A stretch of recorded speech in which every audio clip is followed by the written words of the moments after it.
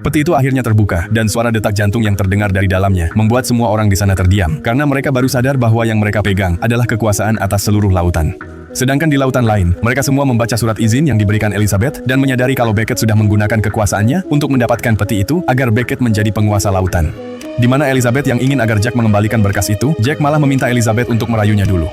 Entah salah tingkah atau bagaimana, dia pun mengecek keinginannya menggunakan kompas itu, yang ternyata jarumnya mengarah pada Jack. Lalu Will diselamatkan oleh kapal yang sempat membawa Elizabeth, tapi tiba-tiba seorang kru memberitahu kalau ada kapal misterius yang sedang mengikutinya. Dan ternyata itu adalah Flying Dutchman karena Bill sudah ketahuan membantu anaknya untuk mencuri, dan tanpa ampun, Jones melepaskan Kraken pada kapal itu.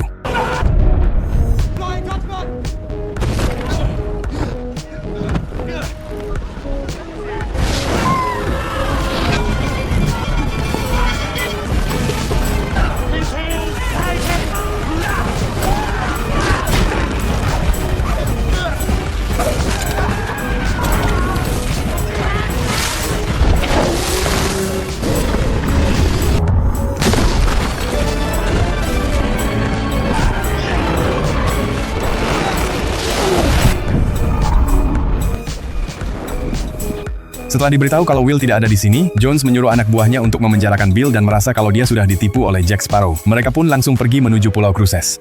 Kembali pada Jack, dia pun mengganggu Elizabeth lagi dan malah mengajaknya untuk menikah di sini. Tapi saat mereka mulai berbasa-basi, entah kenapa, Elizabeth malah seperti menyodorkan diri.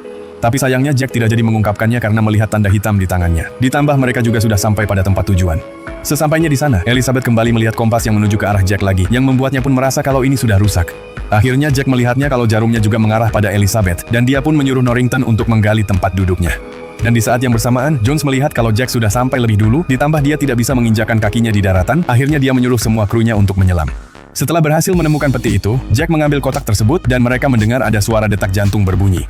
Lalu tiba-tiba Will datang dan mengucapkan terima kasih pada Jack setelah dia menipunya. Will akhirnya bertemu dengan ayahnya.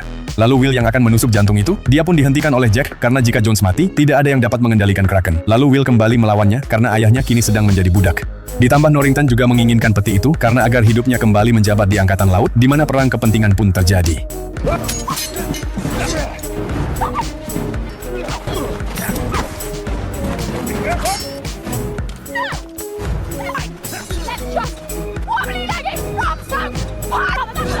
Lalu Pintel dan Ragetti melihat kalau semua orang sedang terpecah belah karena memiliki kepentingannya masing-masing. Akhirnya demi kebaikan semua orang, dua orang ini berencana untuk mengambilnya lalu menjualnya.